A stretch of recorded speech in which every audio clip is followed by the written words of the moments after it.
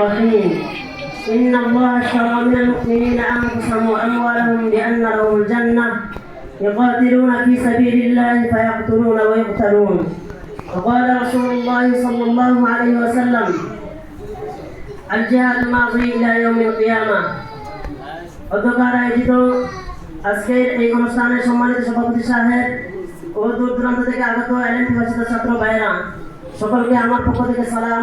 আসসালামু আলাইকুম ওয়া রাহমাতুল্লাহ। ওয়া আলাইকুম আসসালাম। আমরা মহান রব্বুল আলামিনের নিকট শুকরিয়া আদায় করি যে মহান রব্বুল আলামিন আপনাকে আমাকে দয়া করে মায়া করে দিনে একটি মজলিসে বসার মতো তৌফিক দান করেছেন। তো আল্লাহ তাআলা আল্লাহর দ্বীনের জন্য পছন্দ করেন আল্লাহ তাআলা নেককার বান্দাদেরকে, তাই আল্লাহ তাআলার কাছে আমরা বেশি বেশি শুকরিয়া আদায় করব। প্রিয় উপস্থিতি, আমি আপনাদের সম্মুখে যে আয়াতে কারিমা পাঠ করলাম এবং রাসূল সাল্লাল্লাহু আলাইহি ওয়াসাল্লামের অনেক হাদিসের ভান্ডারসমূহ থেকে যে হাদিস পাঠ করলাম, সেই আয়াত এবং হাদিসের উপর ভিত্তি করে আমাকে কিছু কথা আমলের নিয়তে বলার এবং আপনাদেরকে আমলের নিয়তে শোনার তৌফিক দান করুন। ওয়া মা তাওফীকি ইল্লা বিল্লাহ। মুহতারাম হাজিরিন, আপনাদের সম্মুখে আমি যে আয়াতে কারিমা পাঠ করলাম, আল্লাহ তাআলা বলেন ইন্নাল্লাহা আশতারা মিনাল মুমিনিনা আনফুসাহুম ওয়া আমওয়ালাহুম বিআন্না লাহুমুল জান্নাহ। নিশ্চয়ই আল্লাহ তাআলা মুমিনদের কাছ থেকে জানমাল ক্রয় করে নিয়েছেন জান্নাতের বিনিময়ে। ইকাতিলুনা ফি সাবিলিল্লাহ ফায়াকতুলুনা ওয়া ইয়াকতুলুন। আল্লাহর রাস্তায় তারা জিহাদ করবে, ফলে তারা হত্যা করবে এবং তাদেরকে শহীদ করা হবে। প্রিয় উপস্থিতি, আল্লাহ তাআলা এই আয়াতের মধ্যে বলেন মুমিনদের কাছ থেকে জানমাল ক্রয় করে নিয়েছেন। সুতরাং যখন দ্বীনের জন্য মুমিনের জানের প্রয়োজন হবে, ওই দ্বীনের জন্য মুমিনের জান দিতে হবে। যেহেতু আল্লাহ তাআলা জান ক্রয় করে নিয়েছেন, সুতরাং যদি দ্বীনের জন্য মুমিনের মালের প্রয়োজন হয় তাহলে মুমিনের মাল দিতে হবে। দ্বীনের জন্য যদি মুমিনের জান মাল উভয়টাই প্রয়োজন হয় তাহলে দ্বীনের জন্য মুমিনের জান মাল উভয়টাই দিতে হবে।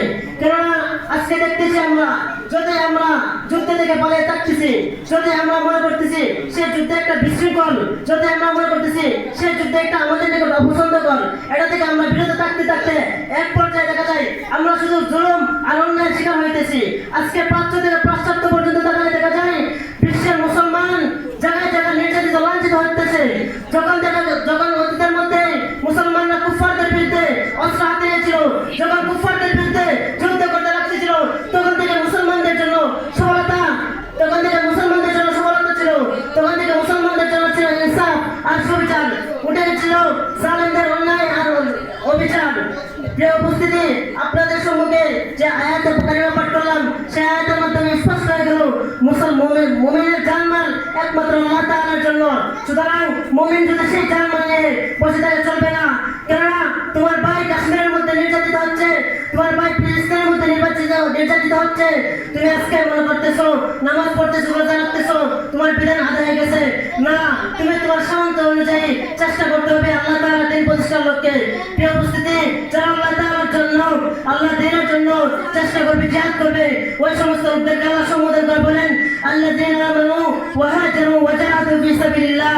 যারা ঈমানদার এবং হিজরত করেছে এবং আল্লাহর রাস্তায় জিহাদ করবে, আল্লাহর রাস্তায় যারা জিহাদ করবে ফি বিআমওয়ালিহিম ওয়া আনফুসিহিম, নিজেদের জানমাল দ্বারা আযম দারাজাতান ইনদাল্লাহ, আল্লাহ তাআলার নিকটে মর্যাদার ক্ষেত্রে তারাই অধিক সাফল্যকারী। উলাইকা হুমুল ফাইজুন, এবং তারা হচ্ছে সফলতা অর্জনকারী।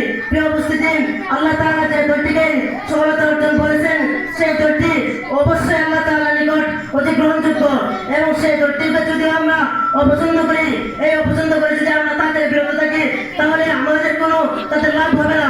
সুতরাং আমরা যদি আল্লাহ তাআলার জন্য জিহাদ না করে আমাদের মোকাবেলায় আমাদের বিরুদ্ধে আমাদেরকে বাদ দিয়ে আল্লাহ তাআলা অন্যদেরকে আল্লাহ দ্বীনের জন্য কবুল করে নেবেন। প্রিয় উপস্থিতি, ওয়া আখিরু দাওয়ানা আলহামদুলিল্লাহি রাব্বিল আলামিন।